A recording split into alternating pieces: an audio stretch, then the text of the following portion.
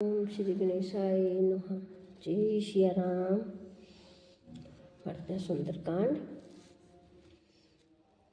जहाँ से हमने विराम दिया था वहीं से शुरू करते हैं कि हे माता सुनो, वानरों में बहुत बल बुद्धि नहीं होती, परंतु प्रभु के प्रताप से बहुत छोटा सर्प भी गरुड़ को खा सकता है।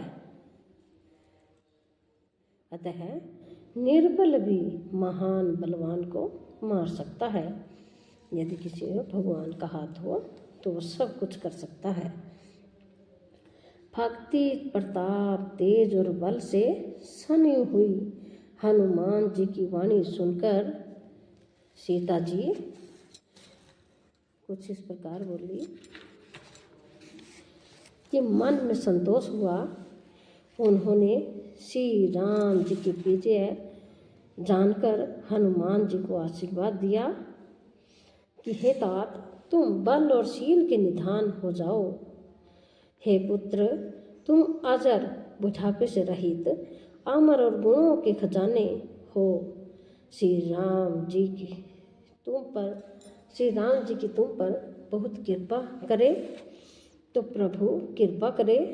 ऐसा कानों से सुनते ही हनुमान जी पूर्ण प्रेम में मगन हो गए।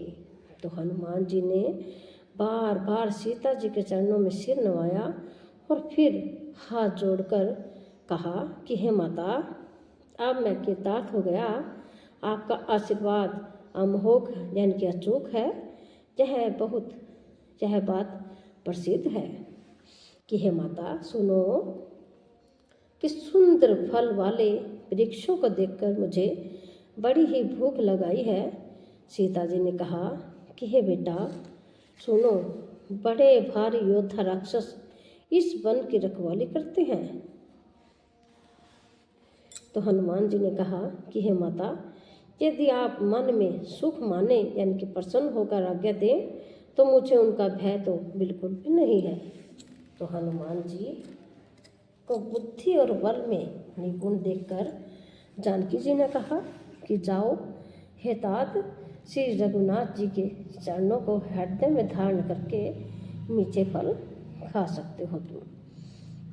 कि वे सीता जी को सिर नवाकर चले और बाग में घुस गई, फल खाए और वृक्षों को तोड़ने लगे।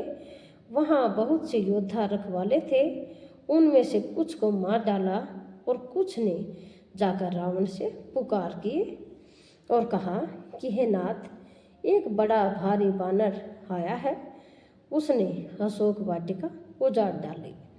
तो फल खाए, वृक्षों को उखाड़ डाला और रखवालों को मसल मसल कर जमीन पर डाल दिया।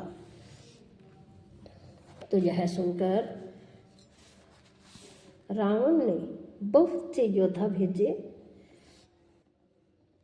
उन्हें देखकर हनुमान जी ने गर्जना की कि हनुमान जी ने सब राक्षसों को मार डाला। कुछ तो अधमरे थे, चिल्लाते हुए गए। फिर रावण ने अक्षय कुमार को भेजा।